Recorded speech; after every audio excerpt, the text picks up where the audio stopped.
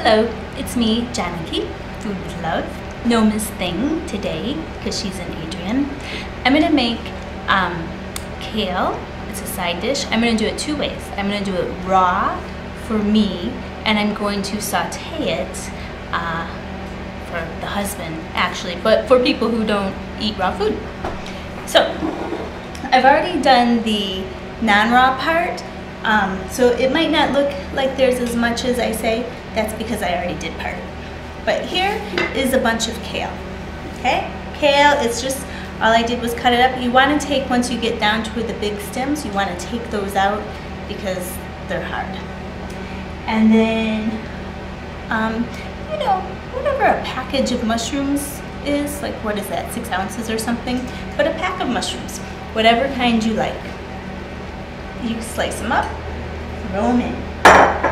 This was at one time 1 entire tomato and a bunch of, I like to use the grape tomatoes and just cut them in half because I think they look really cool when you're doing it. And all that juice, you want all that juice in there too. This is about 4 cloves of garlic, small cloves, not the bigger cloves. You know how sometimes garlic can be like this or this. So it's 4, but if they were a regular sized clove, it'd probably only be 2 cloves. You don't need to use the garlic if you don't want it, or you can use more, of course. We're not big fans of onions, but I kind of like the taste a little bit, so I have 1 green onion. You could also use more onion or shallots. Pine nuts. That's like a handful. Okay. And then you're gonna coat it all with olive oil. So olive oil, you know, just do a little bit at first, maybe a 1/4 of a cup, and stir it around.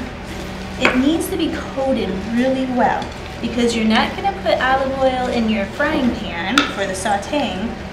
Maybe just a dab, depending on what kind of pans you have. And you're not going to put, and you need a lot of, excuse me, you need a lot of oil for the dehydrator. So now I'm putting more because it's not coated well. And mixing it up. Make sure it's all coated. Oh yeah. This looks good. The mushrooms need to be coated, the kale needs to be coated. Oops. I'm gonna wash my hands really quick because I just coughed in it.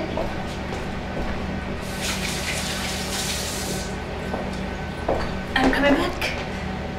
Drying. And what I like to do with kale is use my hands because it's really, kale is a very dense leafy green. Packed, totally packed with good stuff for you. But the more you bruise it, the easier it is for the dehydrator. Okay, so I'm going to put this in the dehydrator, not for very long. The dehydrator is going with kale chips. I'm addicted to them now. I mean, a great kale chip.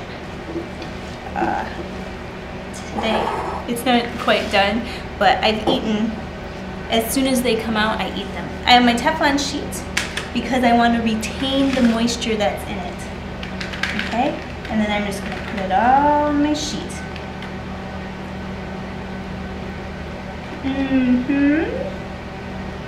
This looks good already. You could eat it. You could eat it like this. You have a little salad. I would use less olive oil, obviously. I would use less olive oil, and I would add lemon juice if I were going to make a salad out of this. Okay, so you can see that this looks good already. See? We'll put it in the dehydrator.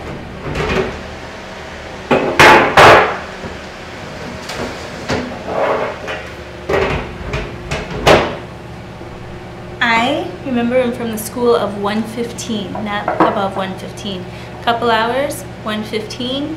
Pull her up. Make sure that you don't go too long so it doesn't dry out, because then you'll have some fancy kale chips, which I don't think they would taste very good because there's not enough flavoring on them. And there you have it.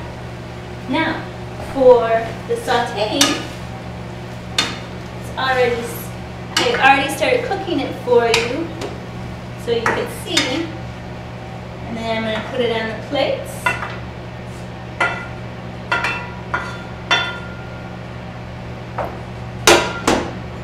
Put some of the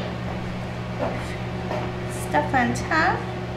Now, you could, if you wanted to make more of a meal than this, you could use this as your base and then put some tofu or some kind of product on top, or a lentil, cook a little lentil, cook it down, and put that on top. Or you could put this on top of brown rice. I don't like tofu, I don't like fake meat products, but sometimes those are good for people who are in transition. We call them transition foods. So here's the cooked product. Believe it or not, the dehydrated product will come out looking pretty close to exactly like this. Actually, exactly like this. Oh, you know what I forgot? Salt and pepper. We're not big on the salt, but you need a little to bring the flavor out. Ta-da! Okay, so I guess that's about that. Have a lovely day. Thanks for stopping. Did I tell you that you could put that on brown rice? You could even put it on pasta. You could mix it with pasta. In the summertime, you could do an angel hair pasta, mix that in with it. You could even serve it hot or cold. I would do a little cayenne pepper added with that. Psh, psh, psh, that many dashes. Have a good day.